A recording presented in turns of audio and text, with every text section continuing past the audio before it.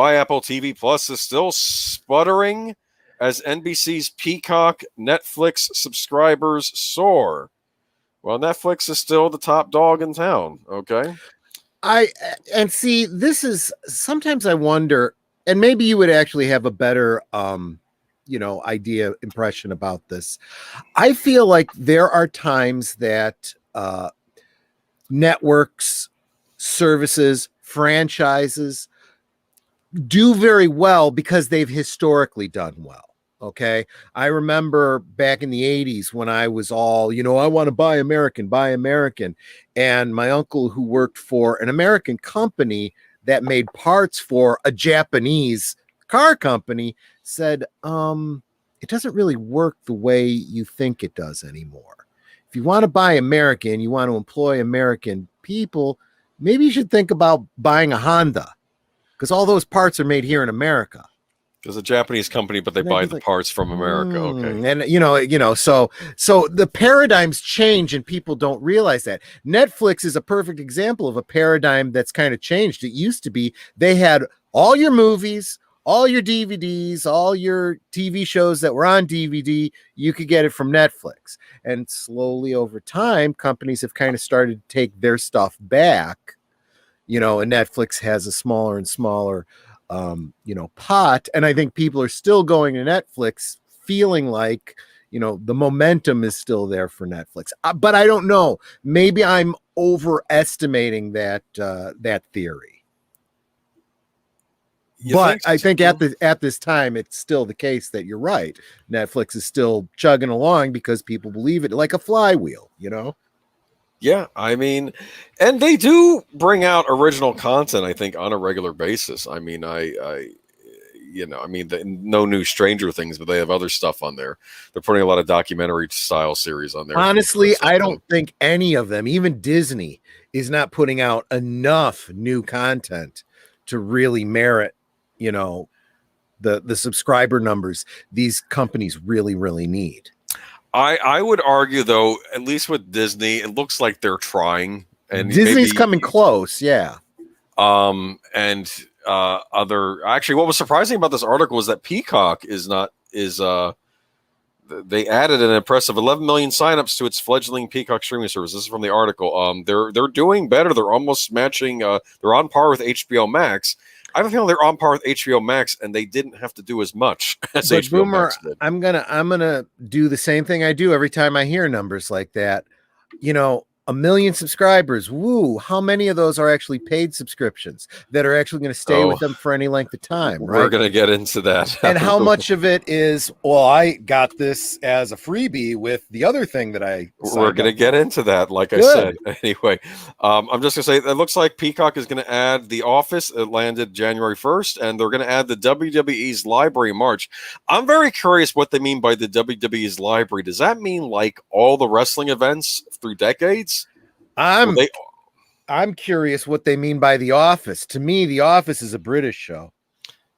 Yeah, well, apparently Ricky Gervais did star on did show up on the American Office. That I always meant to check that out. Most of these British shows that get remade over here in the United States, they usually have the same team at least start the show out, but I have seen that it doesn't always translate very well. There was a wonderful British show that I loved. Lasted for 4 seasons. It was called Coupling. It was written by Stephen Moffat. It was the whole show was run by Stephen Moffat.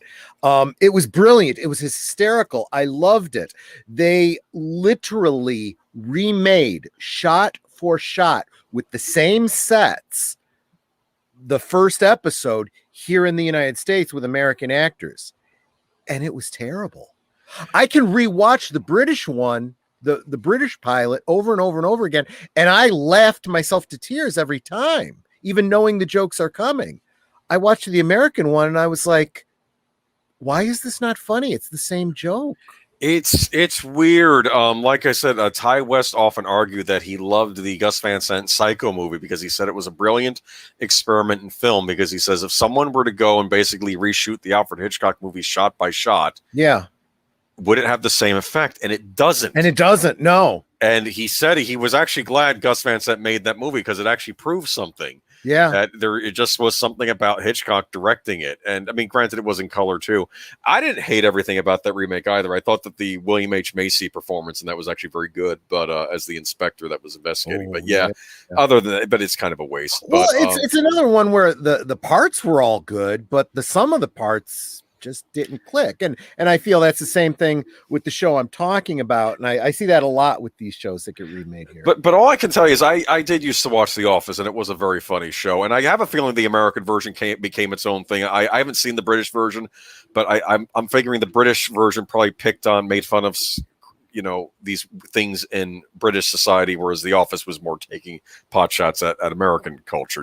So like how American office life worked as opposed to British office life. That's probably what they were both kind of poking fun at. But yeah, good point. I enjoyed it, and like I said though, if they have all those wrestling events, that might be tempting to pick up for if you can watch all Hulk Hogan versus Macho Man, just I don't know. Anyway, we want to go.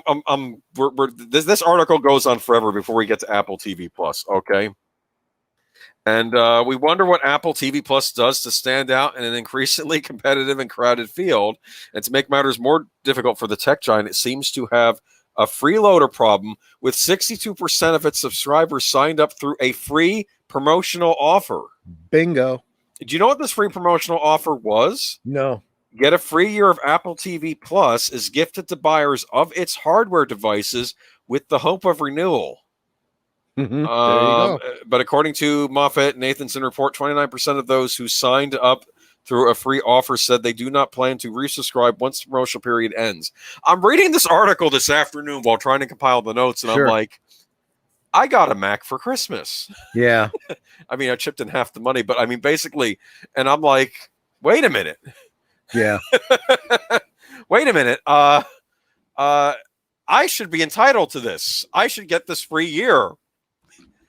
I then start figuring out, how do I get my free year of Apple TV Plus? I have a story to tell. Okay.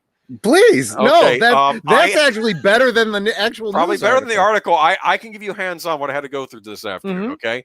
So I go and I have to download the Apple TV Plus app for the Mac, and then I'm on. It says free 7-day trial, then $5.99 or $5 a month or something. And I'm like, well, I don't want to sign up for this. I want the year. I don't want 7 days. Yeah. Why isn't this showing up? I checked my email. Yeah. There was an email from January 1st, like when I first set up this Mac, and it's like, you can get a free year of Apple TV Plus. I'm like, okay, great. Click on the link. Same thing, 7 days. And I'm like, I go on Apple's website. Yeah.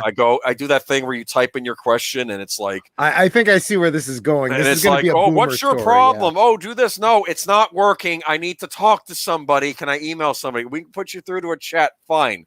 I start chatting with the guy. Okay. We'll call him Gary. That's not his name. Okay.